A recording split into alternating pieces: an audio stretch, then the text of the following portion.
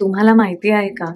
जर तुम्ही गुढीपाडव्यापासून श्री रामरक्षा स्तोत्र म्हणायला सुरुवात केली, तर ती तुमच्यासाठी एक खूप सुंदर आणि शक्तिशाली आध्यात्मिक सवय ठरू शकते.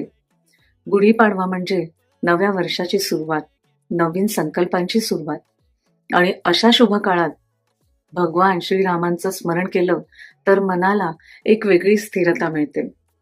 श्री रामरक्षा स्तोत्र हे फक्त एक स्तोत्र नाहीये, तर ते एक संरक्षण कवच मानलं गेलं आहे.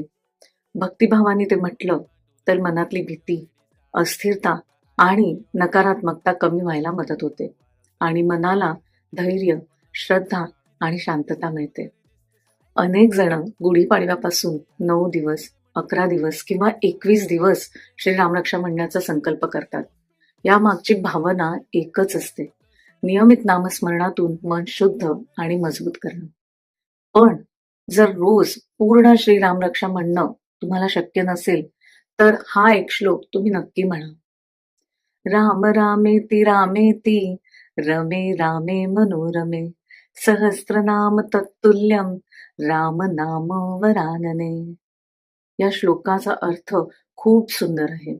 या श्लोकात भगवान शंकर पार्वती मातेला सांगतात की मी राम राम राम असं प्रेमाने नामस्मरण करतो, कारण राम नाम मनाला आनंद देणार आहे आणि हे एक राम नाम विष्णूच्या सहस्त्रनामा इतकं पवित्र आणि फलदायी मानलं गेलं आहे. म्हणून वेळ कमी असला, पूर्ण स्तोत्र रोज म्हणायला जमत नसलं, तरी हा एक श्लोक भक्तिभावाने आणि नित्यनेमाने म्हणा. कारण कधी कधी मोठी साधना नाही, तर छोटीशी पण सातत्याने केलेली साधना मनात खरा बदल घडवते. या गुढीपाडव्यापासून रामनामाशी एक छोटं नातं जोडा.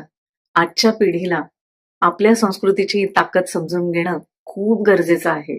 श्री रामरक्षा फक्त म्हणायची नाही, तर ती अनुभवायची आहे.